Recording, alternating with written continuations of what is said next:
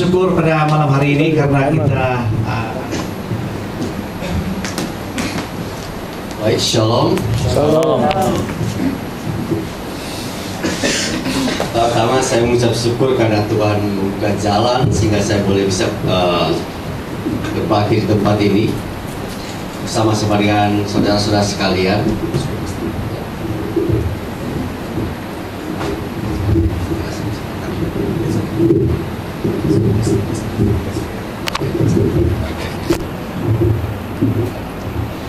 Nah, kedua saya sebenarnya rindu untuk bertemu dengan saudara. Rindu, benar. Karena saya selalu mengingat 2 tahun yang lalu saya kesini, kebaktian dimulai jam 11 malam dan selesai tengah malam. Ini merupakan yang belum pernah saya dapat di muka bumi ini gitu. Jadi setiap kali saya ke Indonesia selalu cerita ke orang-orang di sana.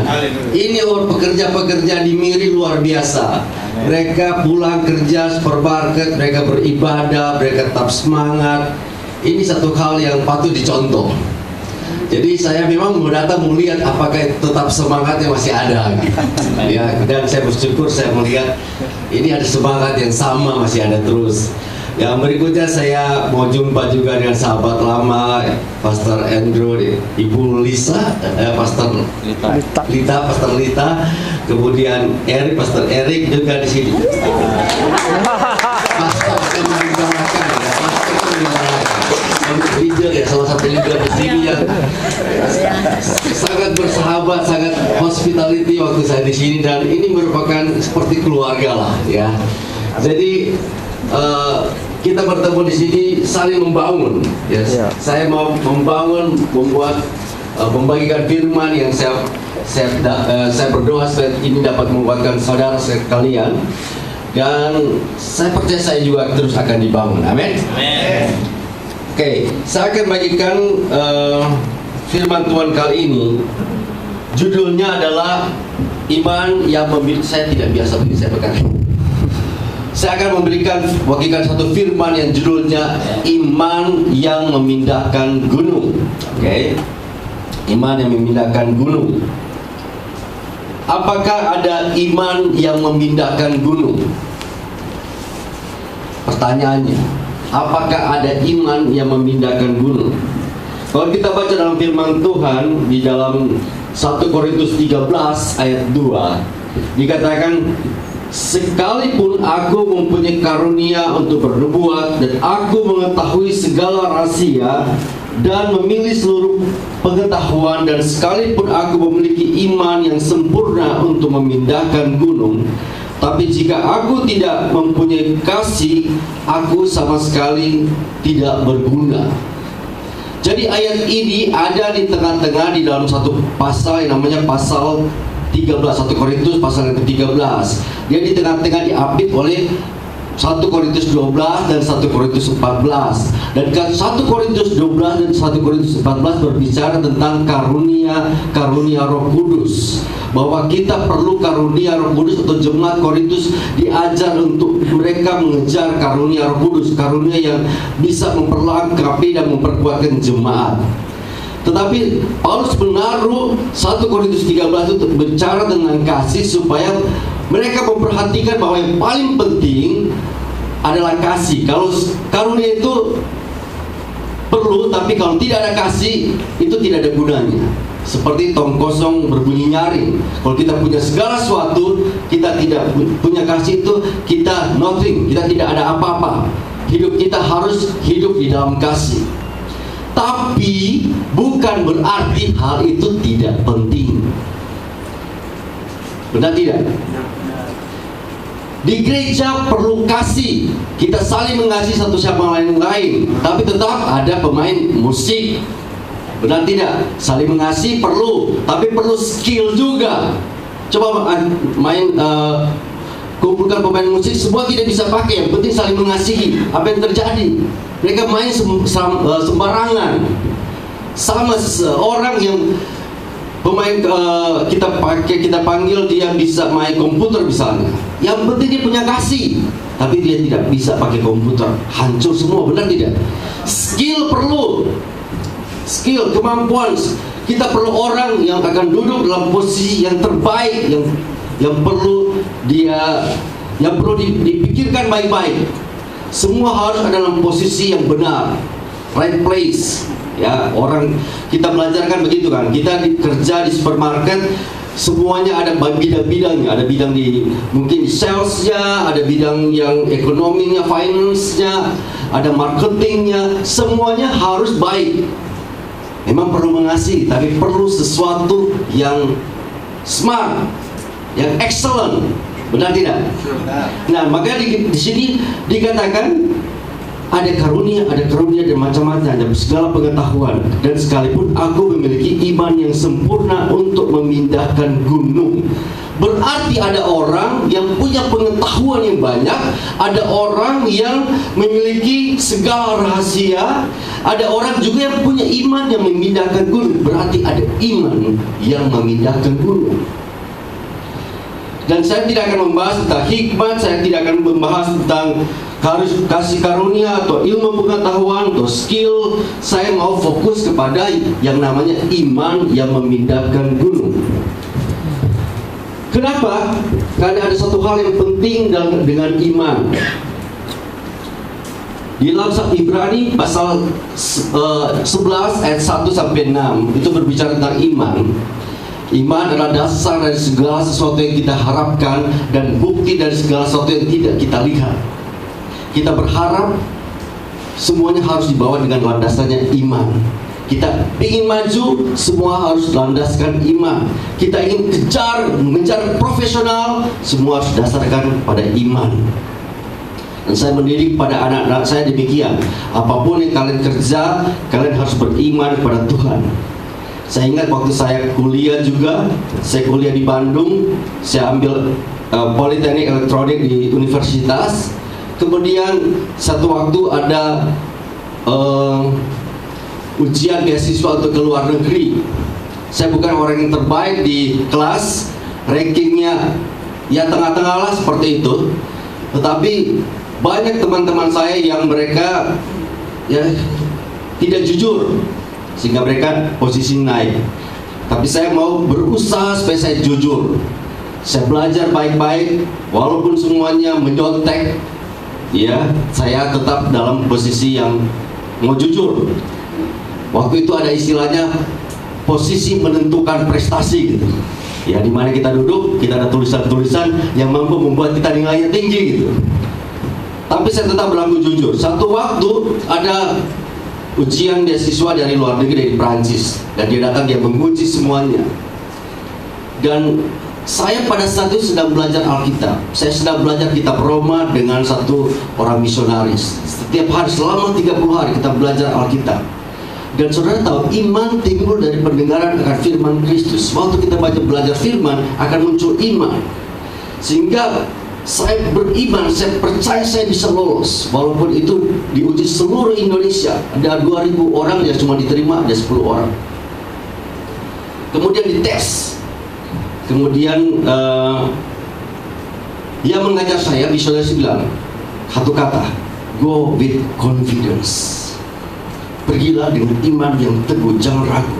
Jadi waktu saya masuk di kelas, saya bilang, sekarang waktunya Tuhan, kau berkati aku, saya akan diuji. Tesnya lisan, langsung ditanya dalam bahasa Inggris, dan saya bisa menjawab dengan jelas, dengan baik. Dan akhirnya singkat cerita, saya termasuk dari 10 orang yang terpilih untuk pergi ke Prancis, dan saya dapat beasiswa di sana. Dan di sana saya tahu bahwa hikmat apapun tanpa iman, tanpa bergantung percaya pada Tuhan tidak bisa. Kita itu harus excellent, tapi excellent juga bergantung bersandar pada Tuhan, bukan dengan kekuatan sendiri. Firman Tuhan katakan, terkutuklah orang yang mengenalkan manusia, tapi diberkatilah orang yang mengenalkan Tuhan. Jadi waktu saya punya anak, saya ajar hal yang sama. Kalian semua belajar dengan baik, fokus belajar, tapi jangan lupa mengandalkan Tuhan. Selalu beriman pada Tuhan. Saya punya anaknya 5. Satu sudah kerja. Yang terakhir dia sempat kerja di Facebook di Amerika. 2 tahun berturut-turut dia diterima di Facebook. 3 bulan dan 3 bulan dia dikasih pekerjaan 3 minggu untuk dikerjakan. Saudara tahu dia programmer. 3 minggu disuruh dikerjakan dalam 2 minggu. 1 minggu aja santai-santai saja. Kemudian akhirnya dia selesai, dia diterima di Silicon Valley Amerika dan diterima di New York di salah satu perusahaan Amerika. Tapi saya bilang selalu mengandalkan Tuhan, selalu mengandalkan Tuhan. Nah, saudara, saya cerita ini bukan menunjukkan saya hebat, tidak, sama sekali tidak. Karena kita itu sama, kita itu manusia. Firman Tuhan mengatakan Elia adalah manusia biasa sama seperti kita, dan dia sungguh-sungguh berdoa, hujan tidak turun selama 3,5 tahun. Dia berdoa dan hujan turun. Dia manusia biasa sama seperti kita. Berarti kita juga dapat melakukan hal yang sama, berdoa dan beriman sungguh-sungguh. Saudara tahu apa yang terjadi waktu Elia berdoa? Dia sujud menyembah 7 kali di Gunung Karmel, dan dia bilang turun hujan, turun hujan, turun hujan 7 kali sampai akhirnya hujan turun. Dia perlu bertekun sampai imannya terjadi, saudara. Saya ada di sini sama dengan saudara, bekerja dari pagi khotbah, siang ada juga pelayanan, kemudian tadi ada sampai jam 10 ada di satu kebaktian dan langsung ke sini non-stop. Tapi roh saya mau berapi-api, saudara, supaya tetap semangat, tidak pernah letih dan lelah, lesu dan sebagainya. Firman Tuhan mengatakan orang yang mengandalkan Tuhan, yang menanti-nantikan Tuhan dapat kekuatan baru. Dia umpama sebagai Raja Wali yang terbang tinggi. Amin. Kenapa dikasih nama Raja Wali? Karena saudara tidak akan pernah letih dan lesu waktu saudara mengandalkan Tuhan dengan iman yang memindahkan gunung. Apakah ada iman yang memindahkan gunung? Sekarang ada waktunya komputer, ya. Saudara boleh searching di internet. Ada kata iman yang memindahkan gunung. Saudara akan dapat cuma dua. Satu di Ayub, satunya di Perjanjian Baru, ya. Satu di Matius.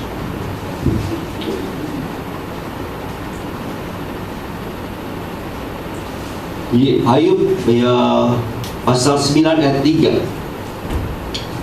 Jikalau ia ingin berperkara dengan Allah 1 dan 1000 kali, ia tidak dapat membantahnya. Allah itu bijak dan kuat, siapakah dapat berkeras melawan dia dan tetap selamat? Dialah yang memindahkan gunung-gunung dengan tidak diketahui orang, yang membongkar bangkitkannya dengan murkanya, yang menggeserkan bumi dari tempatnya sehingga tiangnya bergoyang-goyang, yang memberi perintah pada matahari sehingga tidak terbit, dan mengurung bintang-bintang dengan meterai, yang seorang diri membentangkan langit dan melangkai di atas gelombang-gelombang laut dan sebagainya. Saudara, Tuhan itu pencipta kita. Dia sanggup membuat gunung pun dapat pindah seperti ini. Kalau dia mau, gunung dapat pindah. Di sini katakan dengan gempa bumi saja bisa pindah. Dan banyak orang bilang iman yang memindahkan gunung itu kata kiasan atau perumpamaan. Memang itu berbicara tentang hal-hal yang sulit, tapi pernah terjadi. Di Jepang, saya pernah baca satu cerita. Seorang guru di sekolah minggu, bukan sekolah minggu, sekolah biasa, tapi mengajar hal-hal yang rohani, mengajar Alkitab pada muridnya. Dan satu waktu dia mengajar kepada anak-anak dan anak-anak yang masih muda tentang iman yang memindahkan gunung. Kemudian anaknya itu bilang, "Pak, itu ada gunung di depan kita. Itu menghalangi matahari sehingga kita selalu kedinginan. Bolehkah kita berdoa supaya gunung itu dapat pindah?" Bingung juga ini Pak Guru ini. Waduh, iman anak ini sangat polos. Katanya firman Tuhan demikian, bisa terjadi. Akhirnya dia dengan iman dia bilang, boleh kita berdoa. Mulai tiap hari sekarang kita berdoa supaya gunung itu pindah. Walaupun dia sedikit tidak yakin, tapi ya karena anak-anak yang meminta. Akhirnya mereka berdoa. Setiap hari mereka berdoa terus. Satu waktu tiba-tiba terjadi peristiwa di mana gunung itu pindah. Kenapa? ada pembangunan baru, itu dibongkar, tanahnya diratakan dan dipindahkan, dibangunlah seperti supermarket baru di sana. Ini diratakan, matahari muncul lagi, gunung dapat pindah. Nah, itu bisa terjadi. Tetapi yang lebih hebat lagi, ada satu cerita di Mesir. Ada satu gereja yang datang di sana di Mesir, dan mereka membangun gereja di sana. Kemudian pemerintah di sana tidak senang. Ada satu khalifah itu bilang, ini orang Kristen ini sangat mengganggu. Dia mulai mengejek. Ada firman Tuhan yang aneh, katanya gunung bisa dipindahkan. Sekarang coba buktikan kalau gunung itu dapat pindah. Kalau kalian dapat buktikan, silakan tetap ada di Mesir. Kalau tidak, kalian semua harus keluar dari Mesir. Nah, apa terjadi? Sepertinya mereka kaget, tapi mereka berdoa dan Tuhan bilang, coba berdoa. Akhirnya mereka berdoa selama berapa hari, dan yang terjadi pada satu hari, mereka perintahkan bergeser buminya, dan kemudian terjadi seperti gambar bumi, dia bergeser. Itu pernah terjadi. Itu satu-satunya cerita ada dalam cerita di Mesir. Dan khalifah itu akhirnya bertobat jadi hamba Tuhan. Amin. Tidak ada yang mustahil bagi Tuhan. Nah, sebenarnya bisa juga diartikan suatu perumpamaan. Apa artinya gunung?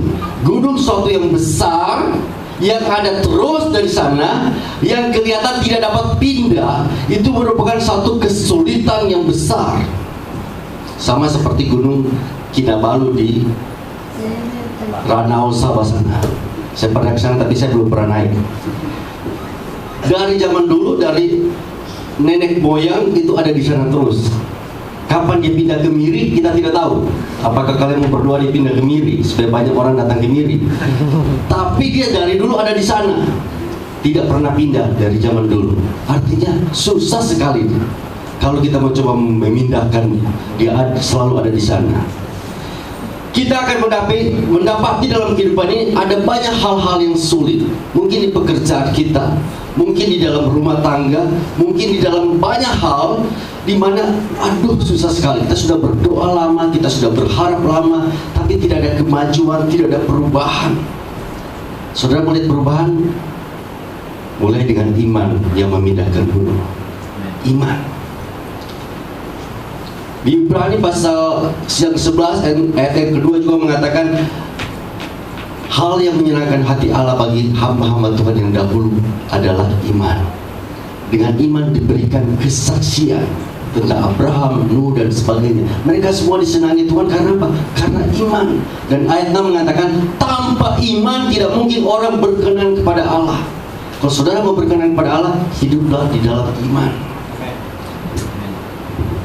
Saudara bisa menjadi satu perubahan di dalam tempat di mana saudara berada. Saudara boleh jadi membuat perubahan dalam kota saudara, dalam bangsa saudara. Sekarang leadership di dalam Indonesia sekarang lagi dibangun. Mau dia pekerja, mau dia student, mau dia politikus, semua dilatih supaya mereka membawa perubahan. Mereka harus excellent dan mereka harus menunjukkan karya yang luar biasa lebih daripada orang-orang dari kepercayaan lain. Satu contoh, gubernur kita di Jakarta, Ahok. Ini satu contoh saja. Tapi itu ada di Alkitab, saudara. Ada orang-orang yang bertindak dengan iman. Pertama adalah Daud. Daud ini bukan hamba Tuhan, dia bukan pastor ya. Dia adalah seorang pekerja. Waktu dia masih muda, berumur sekitar 16-17 tahun, kerjanya apa, saudara? Gembala domba. Oke, dia punya pekerjaan utamanya adalah mengembala domba. Tapi dia punya pekerjaan sampingan. Apa pekerjaan sampingannya? Catering, bawa makanan untuk abangnya, ya kan? Jadi kalau ada pagi-pagi dia sudah jaga domba, udah aman semua, ada waktunya makan, dia bungkus makanan, kemudian dia mulai bawa kepada kakaknya, abangnya yang jadi tentara. Nah, satu masa di situ terjadi satu intimidasi yang besar sekali untuk umat Israel. Seorang yang bernama Goliat berdiri di atas gunung dalam lembah, di atas lembah, dan kemudian mulai menantang bangsa Israel selama 40 hari. Dia membuat takut bangsa Israel. Dia bilang, saya menantang pada hari ini bangsa Israel. sedia satu orang, satu lawan satu. Kalau satu orang pemimpinnya kalah, yang lain ikut. Dia besar badannya dan pintar juga. Kenapa? Dia mau perang itu aman, tidak banyak kerusakan. Jadi duel saja antara dua orang, kemudian selesai. Ya kan, benar tidak? Tidak perlu ada yang mati. Pintar juga. Sebenarnya yang dia tantang siapa? Saul. Karena Saul adalah raja dan Saul paling tinggi dari semua orang Israel. Tapi di firman Tuhan katakan, sewaktu mereka mendengar Goliat menantang bangsa Israel ini, mereka sangat cemas hatinya dan sangat ketakutan. Karena mereka lihat apa ya? Kalau boxing itu ada seperti rekornya 100 kali berantem menang terus, tidak pernah seri, tidak pernah kalah. Itu Goliat. Jadi siapapun melawan Goliat selalu kalah. Sehingga dalam logika mereka tidak mungkin menang. Kita kan selalu melihat fakta. Nah, memang fakta itu benar, tapi kita sebagai umat Tuhan jangan lihat fakta, lihat kebenaran Tuhan. Roh yang ada pada kita lebih besar daripada roh yang ada di dunia. Bukan fakta. Fakta memang fakta, tapi dapat menjadi satu kebohongan kalau kita itu bertentangan dengan firman Tuhan. Karena tidak ada yang mustahil bagi Tuhan dan tidak ada yang mustahil bagi orang yang percaya. Nah, Daud pada saat itu dia datang dan Goliat mulai mengintimidasi terus. Kalau orang di dalam ketakutan, dia tidak ada iman. Dia tidak mau melakukan apa-apa. Kalau saudara di dalam ketakutan akan gagal. Kalau buat ini salah, saudara tidak mau lakukan apa-apa. Benar tidak? Kalau di luar saudara dengar banyak virus, saudara tidak berani keluar rumah. Sekarang kan banyak virus kan, di mana-mana, virus Zika, virus banyak namanya. Lama-lama semua nama orang akan jadi virus gitu. Virus Zika, Amir, apalah semua. Virus ini John, Yakobus, banyak dikasih nama-nama orang. Sama seperti badai Katrina, badai Diana, badai apa, semua dikasih nama-nama orang. Sehingga kita ketakutan mau kemana-mana. Belum ada teroris lagi. Nonton televisi, kalau televisi diputar selama 40 hari, channelnya isinya cuma ada bom di sini, ada bom di sana, ada bom di sini. Wah, semua kita ketakutan. Benar tidak? Padahal informasinya tidak seimbang. Ada banyak kesembuhan, ada banyak pemulihan tidak pernah keluar di televisi kan. Informasi tidak seimbang. Jadi jangan bergantung hidup kita kepada berita-berita. Oke? Bergantung pada firman Tuhan. Nah, selama 40 hari diintimidasi oleh bangsa Israel sehingga mereka dalam ketakutan. Dan lebih lagi firman Tuhan katakan mereka sangat ketakutan dan lari-lari daripada Goliat.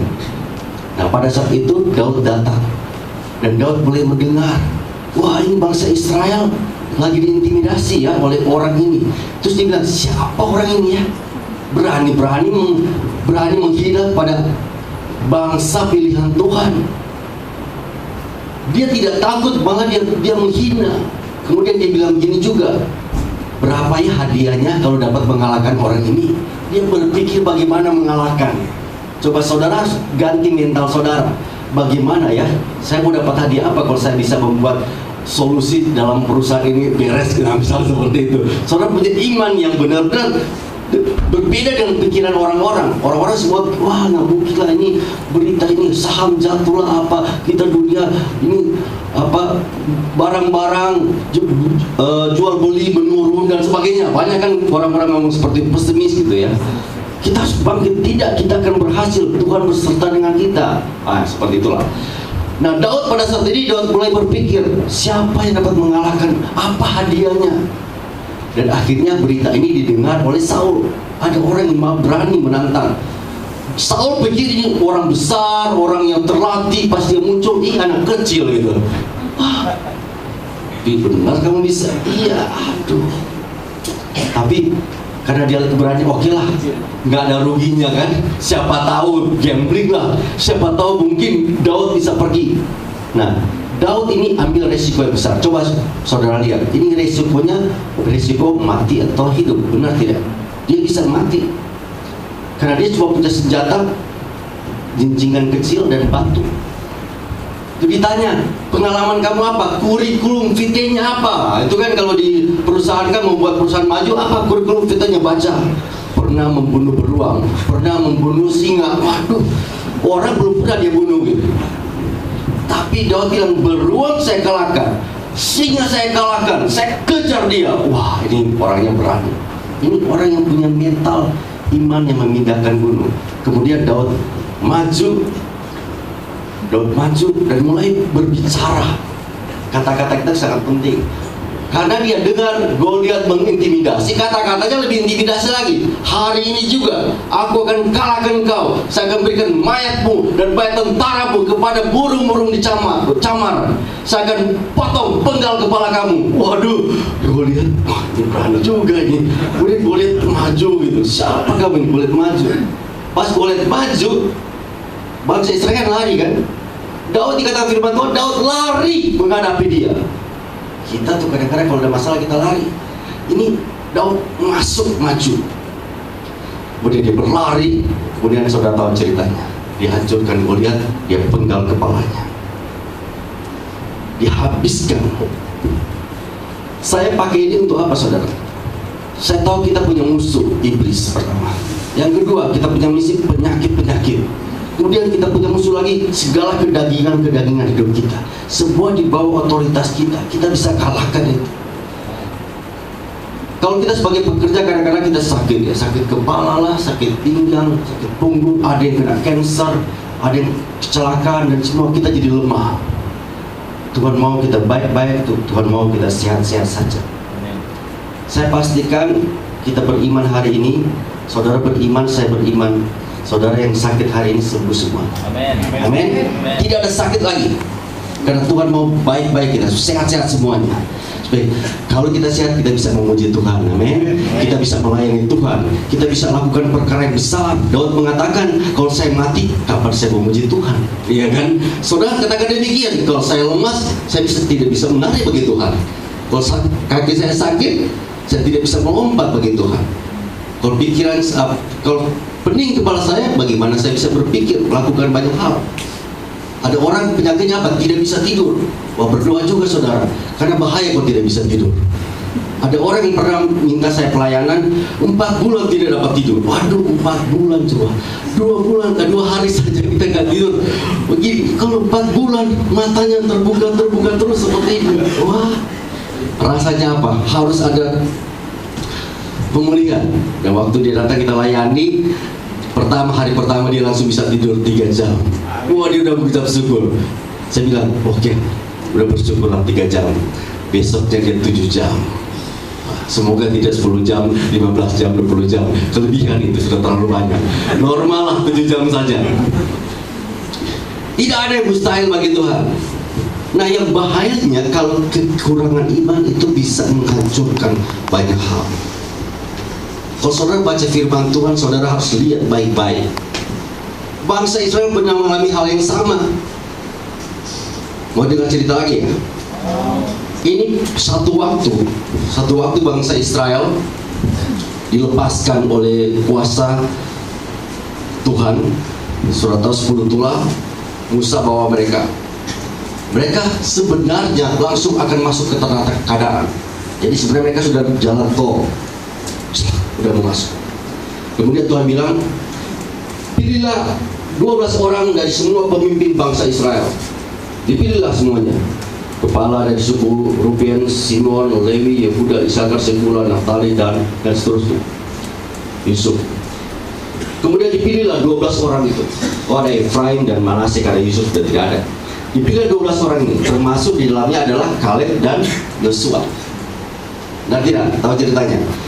Kemudian disuruhlah mereka masuk ke tanah Kanaan untuk periksa bagaimana keadaan bangsa di dalam tanah Kanaan. Walaupun mereka sudah ditarget yang akan menduduki, mereka harus ambil alih. Mereka harus take dominion, karena mereka sudah menduduki. Jadi disuruhlah ke sana. Dan Tuhan suruh selama 40 hari. Nah, selama 40 hari mereka berkeliling. Ya, kalau kita mau masuk dalam satu kota, mau bisnis atau apapun, kita harus namanya survei. Benar tidak? Harus survei. Apakah bagus semuanya? Karena kira-kira kita akan sukses di tempat ini, dan beri laporan. Kalau saudara menjadi orang yang disuruh survei, nah hati-hati, jangan jadi seperti orang yang kurang beriman. Nah, kemudian setelah 40 hari mereka balik. Mereka kembali dan mereka memberikan laporan. Nah, ceritanya begini. 10 pemimpin itu mulai mengatakan demikian. Memang benar tempat itu penuh dengan susu dan madu. Wah, pasti bagus, tanahnya subur. Cuma, nah ini bahayanya. Cuma ada orang-orang yang kuat di sana, orang-orang raksasa. Wah, fakta mulai jadi kebohongan. Dan orang raksasa itu membuat kita seperti belalang, dan kita dapat dimakan mereka. Wah, ini kan sudah jadi orang yang penuh dengan ketakutan. Nah, yang terjadi jutaan, 1,5 juta kira-kira kalau dihitung semuanya mereka yang datang dari Mesir mendengarnya, dan mereka semua lakukan apa? Mereka menangis. Belum saja masuk dengar berita itu mulai menangis. Dan mereka menangis, aduh, Musa, lebih baik kami kembali dan mati di Mesir